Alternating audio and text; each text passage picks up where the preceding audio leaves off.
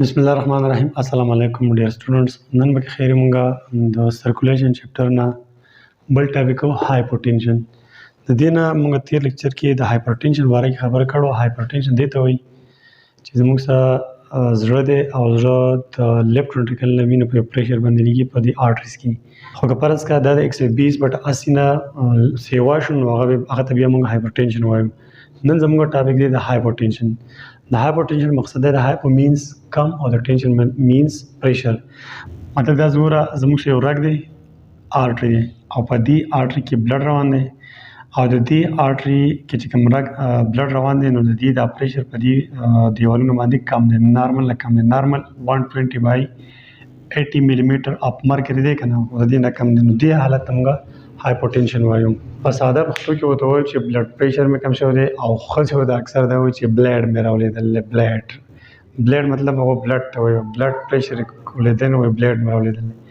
بهرحال دا د هایپوټنشن په باره کې خبره شوه. هایپوټنشن لکه وجې څه دي؟ یو چاته بلډ پریشر ولې کمیږي؟ فرض کړه دا رګ دی او په دې رګ کې دا کوم پریشر چې روانه دا کم ده، پریشر یې کم ده. ولې؟ نو په هغې کې د ټول نه غټه وجه زموږ سره ده انیمیا. انیمیا موږ وایو خون کې کمی. یو انسان دی او د هغه په جسم کې وینه کمه ده، څومره وینه چې په کار ده مطلب د هغې نه هغه وینه کمه ده نو د دې کس په بلډ پریشر خامخا کم وي. یوه خبره دغه شوه او ریډیوس بلډ والیوم. ګوره زموږ چې کوم وینه ده دې کې یوازې بلډ نه دی، هیموګلوبین او دغه RBC او پلازما او د ریډ بلډ سیلز وغیره دا یوازې نه دي، دې کې ورسره نور اوبه وغیره وي. بهرحال دا په ټول بشري کې زموږ سره یو بلډ والیوم جوړوي. کلیر ده؟ نو که دغه بلډ والیوم سره څومره په کار و هغې نه هغه کم نو بیا به زموږ بلډ پریشر کم وي. لکه زه به دا ویم سپوز دې ته وښویل دا زما سره هسې یو رګ به زه ویم، دا زما سره یو رګ دی او په دې کې دومره اینه ده، ټیک ده؟ دا به زموږ سره نارملي، خو د نارمله دا اینه دومره دلته دی، دلته کې ده. نو د وینې والیوم زموږ سره کم دی که نه؟ چې کم دی نو دې په پریشر هم بیا کم وي. په دې رګ کې چې کومه دا اینه بیا روانې دا به په کمپریشن روانې چې کم وي. ښه، د دې نه علاوه بیا بلډ لاس. بلډ لاس مقصد یو کس دی هغه ته انجري وشوه، ښه سیویر انجري ورته وشوه او مسلسل ته بلیډینګ کېږي، وینه ترې روانه ده نو بیا دنده څه چلو شو؟ بلډ والیوم کم شو، وینې مقدار کم شو، نو چې کم شو پریشر به کمي، چې پریشر یې وي بیا به انسان هایپوټنشن ته ځي. کلیر؟ بیا زموږ سره دی انسفیشینټ فلویډ انټیک. یو کس دی هغه پوره اوبه نه څښي، مطلب سهار شو ماښام شو بیا ماښام نه بیا سهار شو ته ګیلاس اوبه وڅښي، نو چې دی اوبه کمې څښي او د خولې په شکل کې یا د تشې مچاده په شکل کې د جسم نه لږې لږې اوبه روانې دي، نو چې روانې د په جسم کې بدن د اوبو کمې راځي، نو چې د اوبو کمې پکې راغی بیا بلډ والیوم کم شو.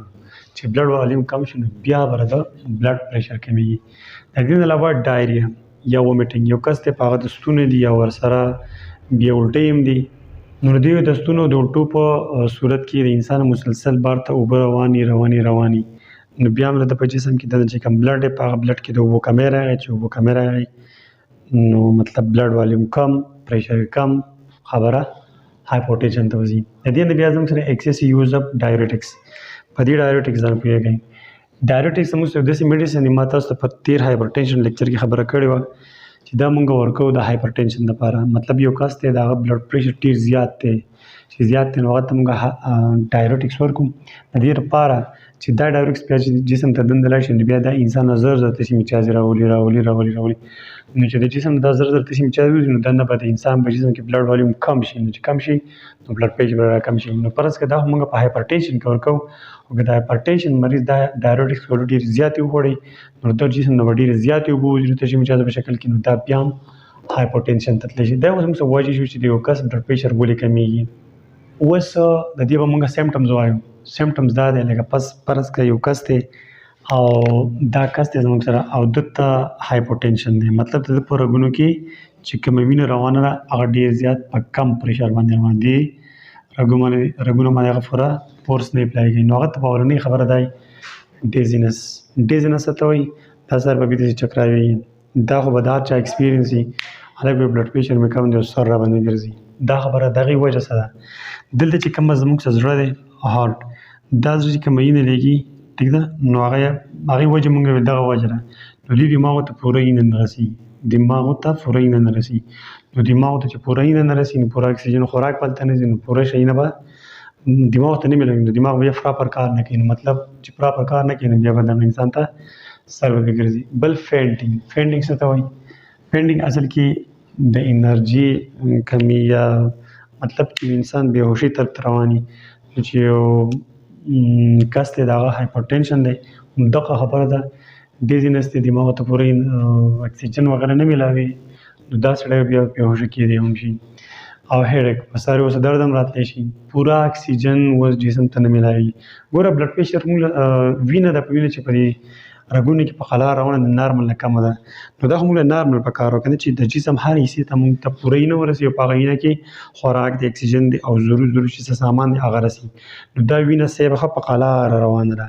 هلته کې ورته یو ارګن په تمه دي چې زر راځه ستاسو اکسیجن دی خوراک ته چا ماله راځي نو پوره نه ځي نو بیا به دا قصې خلکو ته هیډیک اوسل. بیا بل دی ایریګولر هارت بیټ د دې انسان چې کوم زړه دړکاویږي هغه زړه به موږ سره ایریګولر بیټینګ کوي.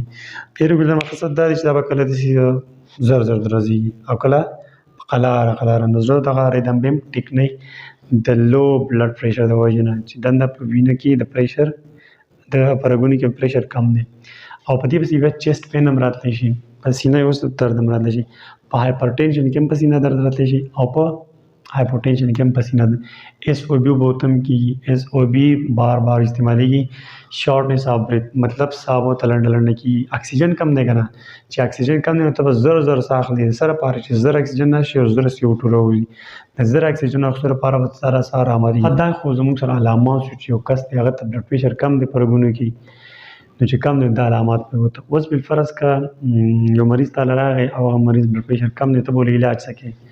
په علاج کې دا خبره ده چې یوز مور سالټ دې کس ته نیمکول ورکړه او مالګې پرې وڅښه. ګوره د مالګې ما تاسو ته میکانیزم په هایپرټینشن کې ویلی دی چې مالګې یو داسې څیز دی چې دا زموږ د جسم نه اوبه بار ته نه پرېږدي نو چې ته ورله مالګه ورکړي او دې سره اوبه وڅښي نو دا به د اوبه دنده په دې وینه کې لږې پاتې کړي نو ستا به بلډ پریشر لږ راوچت کړي.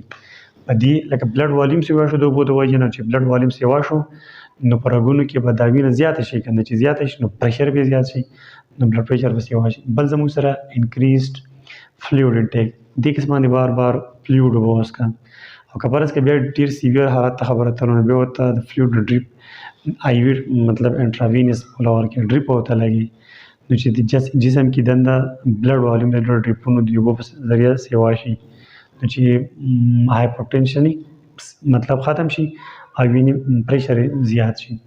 دې لپاره چې میډیکیشن هم دي میډیکیشن بعض داسې دوايي دي چې هغه ته خوري نو د هغه بیا هغې سره بلډ پریشر بیا راوچتېږي. دا ټولې خبرې شوې زموږ سره د هایپرټینشن دی په ساده په پښتو وګورئ زموږ رګونه دي آرټریز په هغې کې د وینې چې کم پریشر دی هغه چې کله د نارمل نه کم شي دغې ته موږ هایپوټینشن وایو.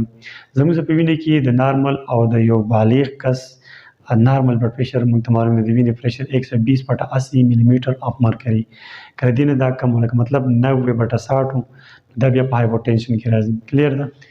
بیا د هغې موږ دا وجې ویلې چې لکه ولې یو سړي بلډ پریشر کمیږي او موږ یې بیا علامات یې ویل چې بیا به د تکلیفونو سي او بیا موږ د هغې ټریټمنټ هم وایو. نو امید کوم چې تاسو به د هایپوټینشن په دې ټاپک پوه شوي وي. انشاءالله بیا په بل ټاپک ملاقات کېږي. تھینک یو. الله حافظ.